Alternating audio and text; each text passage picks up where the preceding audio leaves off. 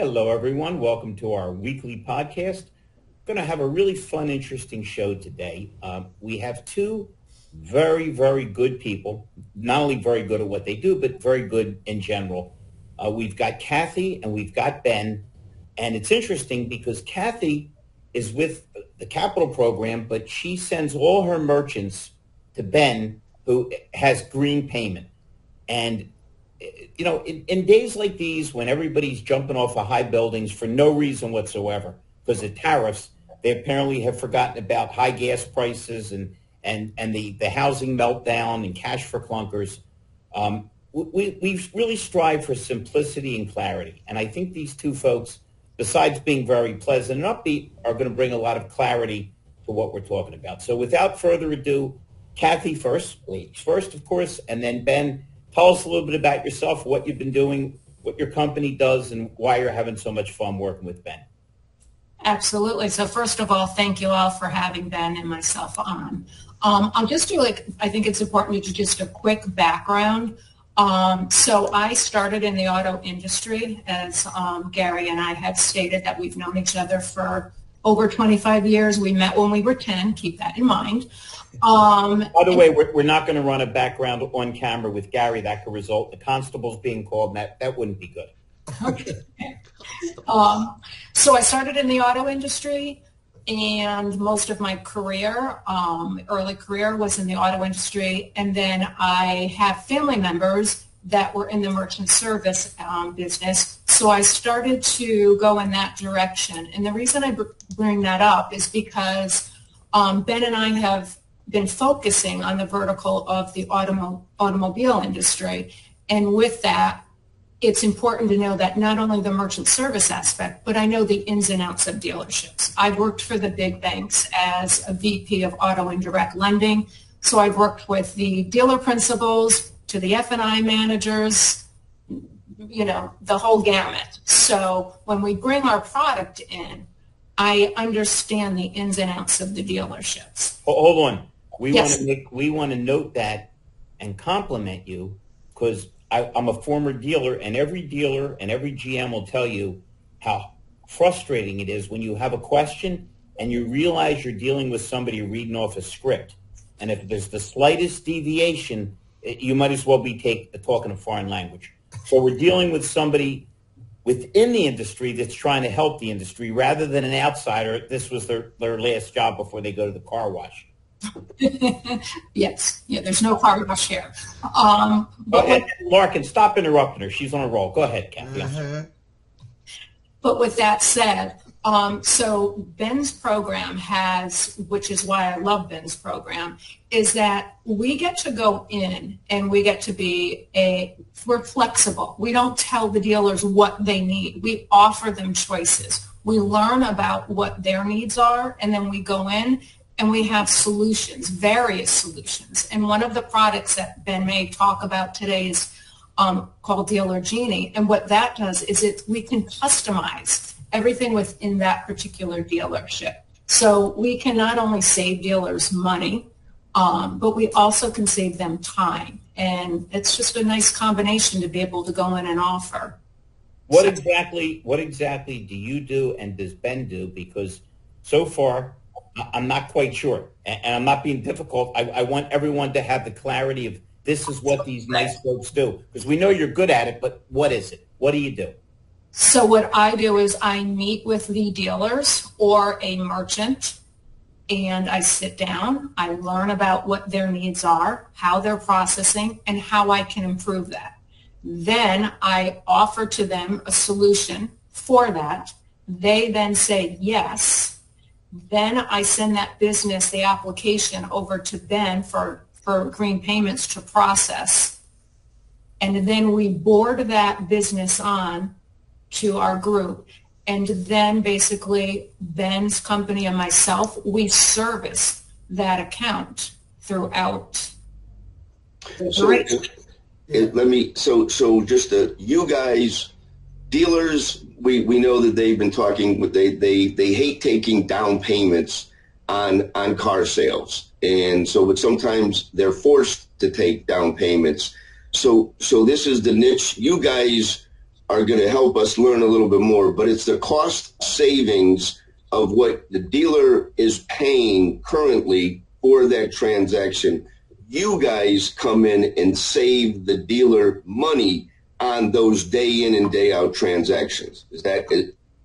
That's exactly right. So yeah, so both credit card processing, even in some cases, will enable the dealerships with ACH processing, so they can also process checks.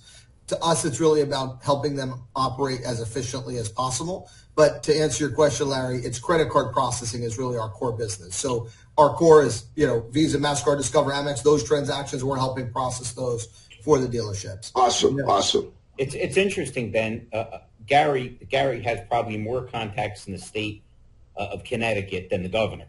And he had a friend in a few shows ago that was involved with kind of maintaining the safety of these payments, because there's so many darn problems out there with identity theft and numbers being hacked. Tell us a little bit about how you deal with that, because I'm pretty sure you and Kathy have a good handle on that. No question. So there are a lot of times we'll go into some dealerships and they still just have like an old school terminal on a counter, and it's one, in some cases it's one terminal, an entire dealership, right? They've got a service department, a parts department, the F&I, and I walk in, I'm like, for all the equipment and all the modern things that you have in this beautiful space, you have this old terminal that's been end of life for 3 or 4 years. Right. Like, can't even buy it, right? Can't even get it, right? You can't even get parts for that stuff anymore, right? Well, yeah, that's it. And so then on top of that, what will end up happening is they'll be filling out paperwork with handwritten credit card, just kind of goofy old school ways of doing things that it just doesn't need to happen, right? So whether it's paying by text, paying by email, obviously all the in-person payments, over the phone, all of it is getting keyed into our system. So you're not writing it down and then later entering it, where then you are open up to some of the making mistakes, fraudulent information, not, right. It's crazy. So wonderful. So now we're starting to get down into, the haves and the have-nots. Yeah. So maybe we'll let Kathy continue on. Because, what we're trying to do with the big idea is bring solutions to dealers that they desperately need. And, trust, confidence. As Kathy's been saying, is that, sometimes they send a rookie into a dealership and they don't have the first clue. So, Kathy, if you can kind of collaborate a little bit more with us, so where you're seeing the real hooks that dealers really like now, and what are they looking at and jumping on board? Because that's what we're looking for. Right. So as Ben had stated, it is true that there's so many state-of-the-art dealerships that just are using antiquated equipment in their practices. And truly some of them are out of compliance with how they're processing.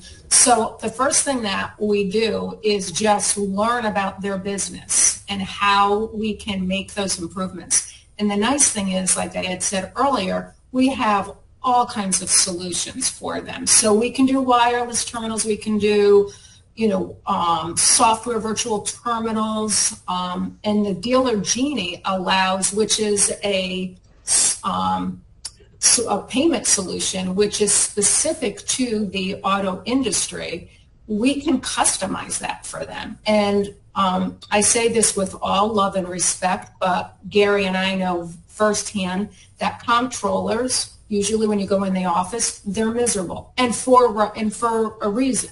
They are constantly a babysitter, solving problems, fixing problems. But with our solution, it really does. Comptrollers love this. It gives them time back. It makes them look good. It takes away a lot of their frustration.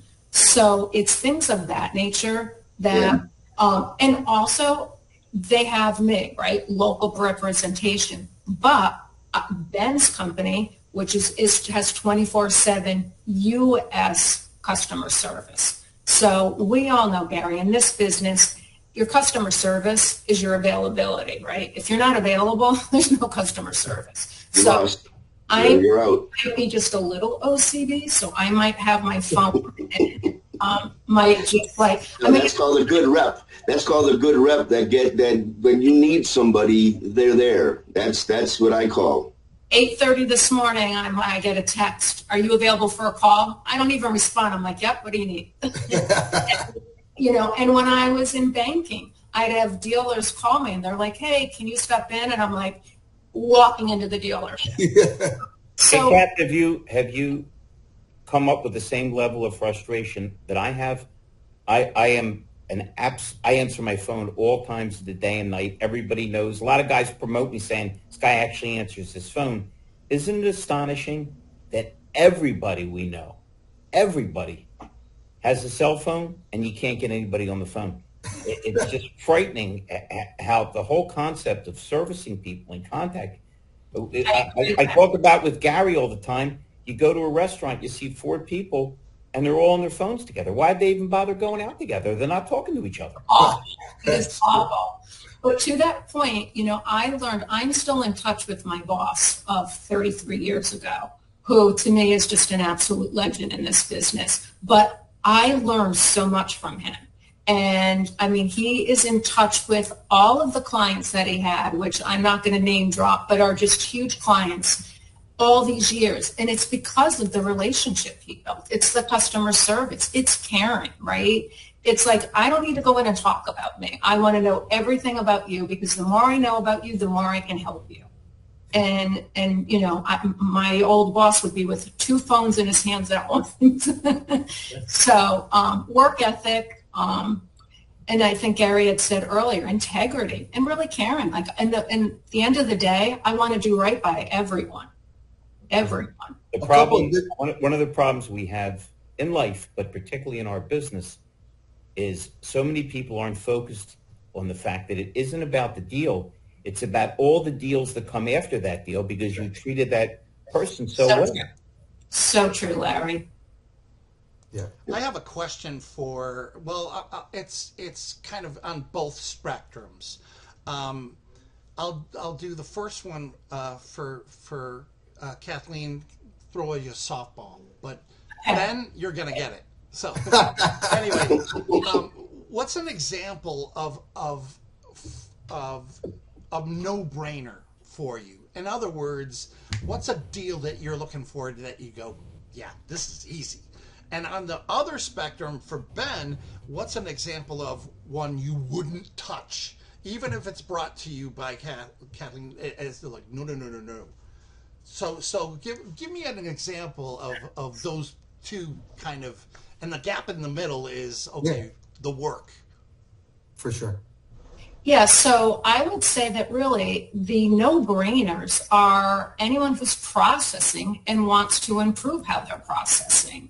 Most of the times, and that's 98% of the time, we're able to save significant amount of savings. But it's this, and I had said earlier, the savings is great, right? I mean, everybody wants that. But to streamline the process, to make it more efficient, and then to have somebody local, you can just pick up the phone, and there's a problem, they can be there.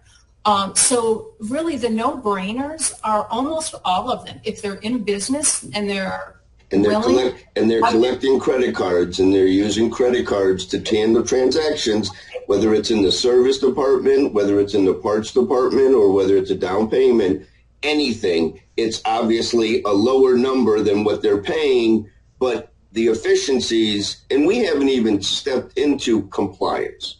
Mm-hmm. And compliance, that's a big red flag that no one wants to address. But with you guys, you're forcing it to be done correctly, which is unfortunately the future of what we have to continue to do, is just, force them into the little stalls, and then they'll finally realize that they should have been doing this a long time ago, and why. That's the aha moments. So that's what we're faced.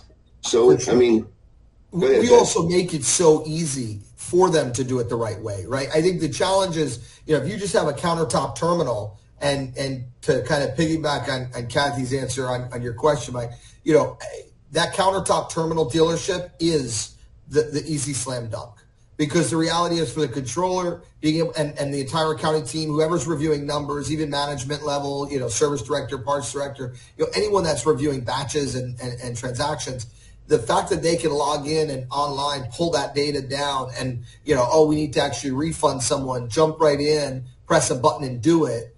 Instead of if they just have that countertop terminal, they're needing to call the customer after, maybe it was a deposit on the car couldn't come in or something went sideways, whatever it is. Now they got to call them after the deal blew up, get a credit card number.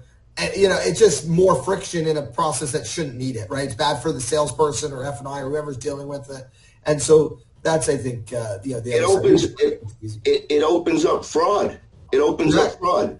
I mean, I'll just put an example of what happened to me. They stolen my information a bunch of times. They're selling my Social Security to everybody. Yeah. Well, I had my debit card at Webster Bank compromised. So I got Webster Bank caught somebody using fraudulent activity. I went in and they gave me a temporary card. Now, we won't go through my whole planes and trains and automobiles, but I was on a train in Spain traveling to Barcelona, and I get a message from Webster Bank that there's a fraud alert. So I go in, and between 3 days, the hacker had already found my new debit card in one of my systems. I must have loaded it into an app, and then they took my credit card yet again, a debit card, and they ran up $1,000. They went to Popeye's Chicken. They went and they used $275 at IKEA. And so I had to call Webster Bank. Everything got compromised.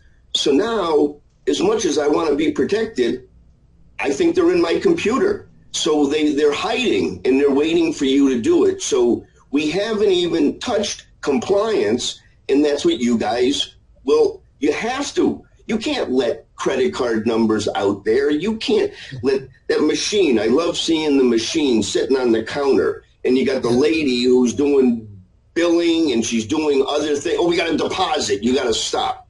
Are you kidding me? And so I see it now, and the antiquation is clearly because look at now the restaurant end of the business. Who doesn't love toast at a restaurant? Yeah, right? We don't, but that's okay. I won't promote it. but I'm in Spain, and they come out to the restaurant with toast, and it's like all you do is click, make sure it's euro, and now my transaction was safe. So your processing process has to be compliant. And it has to be dialed in, not what they've been doing for the last 30 years. Okay, it makes a lot of sense now. So you got compliance, you've got ease of operation. It really does, to use Michael's term, seem like a no-brainer. That why wouldn't people want to use it? Now, if you said it's going to be more compliant, but it's more expensive, but if it's more compliant, easier to use, and it's less expensive for the dealer, totally. No question, Larry. I'll give you the one time because it kind of answers Mike's question of what are the ones that are tough. The ones that are tough are ones probably similar to Kathy's old clients from the banking days where they're doing their processing through their bank. And in some cases, the bank will have covenants in the financing for the floor plan or whatever other arrangements that they have with the dealership that they're required to use the bank for their processing. Now, I can tell you, typically, we will work with the dealership to get the bank to, release them of that requirement, and then they're able to process and utilize our solution, utilize Dealer Genie. But that would be the one where it's tough because our core business isn't just giving the software and the hardware and setting you up. Ben, that can't be that easy, though, to maneuver around them because the banks, the regulations within the regulations on banks is getting to be ridiculous. I have several people that work for me. I'm not making this up. And I went to make a deposit, and they said, well, are you on their account? I said, of course I'm not on their account. It's their account. Well, we can't let you make a deposit. Now, I don't know about you folks, but I'm of the mind taking money from me offends me. But if anybody wants to put money in, I don't care who you are, what you are, bring it on.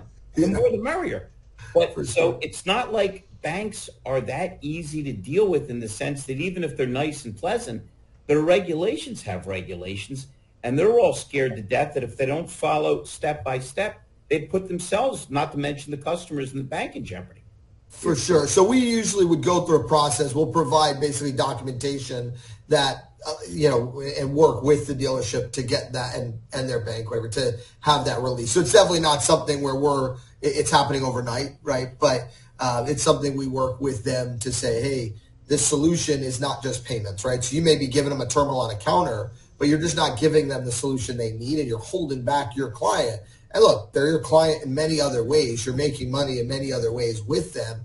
You don't do their electric. You're not doing their plumbing. So do you really need to do their processing? Yes, you can if it's apples to apples. But if they need this more robust solution that's going to help them better manage the business, be more profitable, be more efficient, cut down on some of the accounting staff or the time that the accounting staff is going to have to put into things, help with chargebacks and disputes, which is another big thing that can happen in the credit card world, right? Tracking down documentation, all that. Like, to be, if the bank isn't really supporting them, usually, yes, there's a business discussion and, some conversations that happen, but they understand. Wait a minute.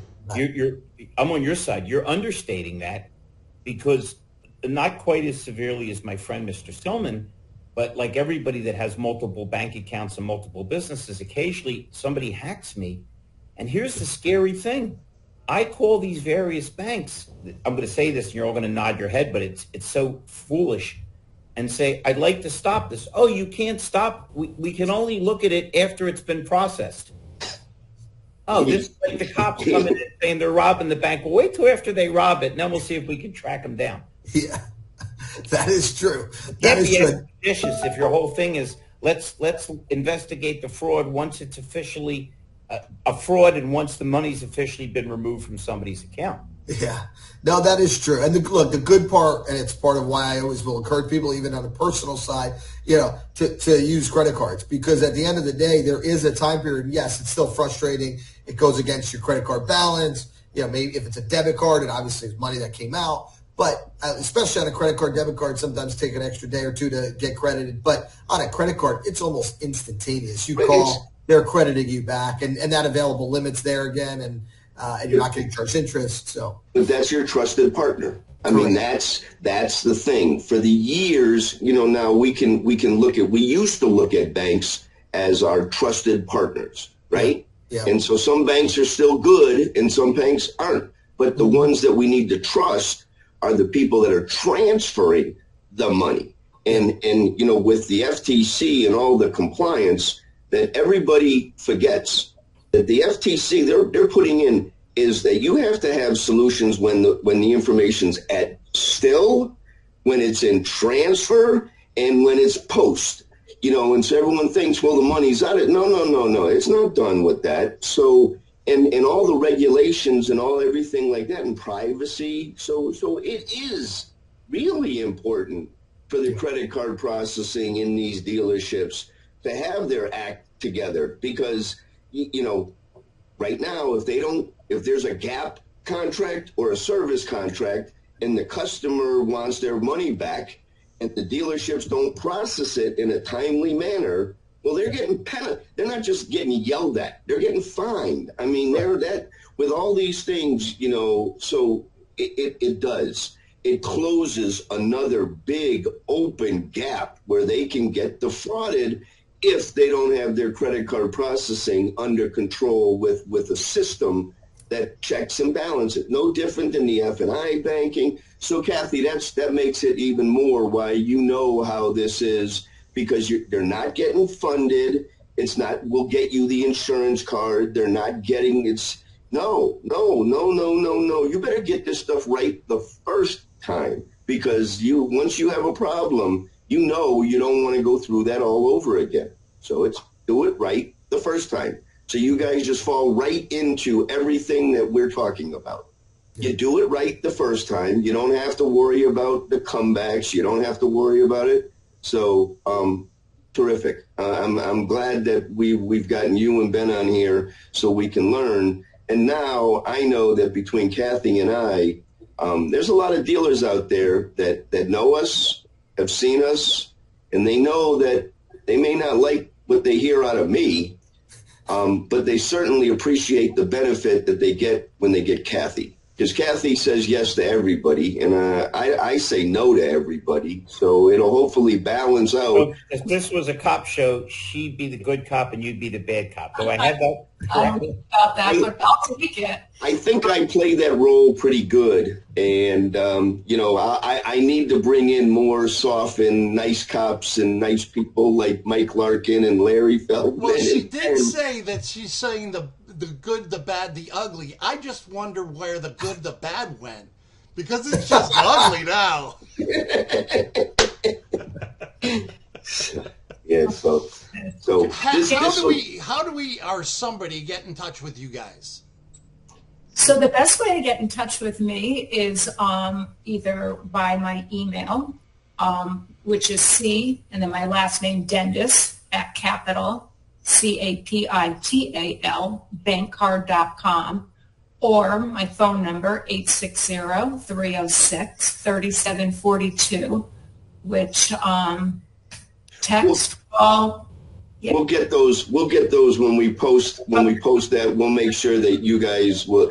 Ben, you'll give us all of your green. Now, question I have for you on green, is that environmentally green on top of it? Are you a tree hugger? I guess both of my parents were at Woodstock and were fly, so I guess by genetics I am, but the company name, so my partner's name is Cliff Green. He actually, started kind of the automotive side of things, and that's part of why we're so focused on it. But that really is, to be candid about it, where the name came from. Although I will tell you, it works well for us in many different ways. Even the town where our office is in now doesn't have it, but the town prior had like a green initiative, and we were the first to sign up and be approved on their green initiative. So it has different meanings. We do get a lot of calls too, because look, we do payments in general. So you mentioned Toast. We've got Union, Point of Sale, and a couple others that will beat Toast out many times, although they are the juggernaut in the room. But we do other verticals as well, not just automotive. Automotive is about a third of it. But I'm marketing an electric bike called Always Bike, and so that's my green initiative. So we can sell electric bikes. You guys can finance it with your green bank, and we're saving carbon footprint in multiple different places. So I love it. I love it. Yeah. But yeah, we'll get people that'll call and be like, "Can you process marijuana?" We're like, "No, that's federally, unfortunately, not legal." But they're like, "But I see it. People are doing it." Like, not us. And they're like, "But your green payments, like different green." So, yeah. Your logo isn't even green. Yes. Well, it's green payments blue. That's the fun joke. I call it the green payments blue, and then we make everything that color. So. So we lost Larry, and we all got bigger and brighter, and we went from 5 to 4. And Kath, is that a background that you a finder, or is that actually your house?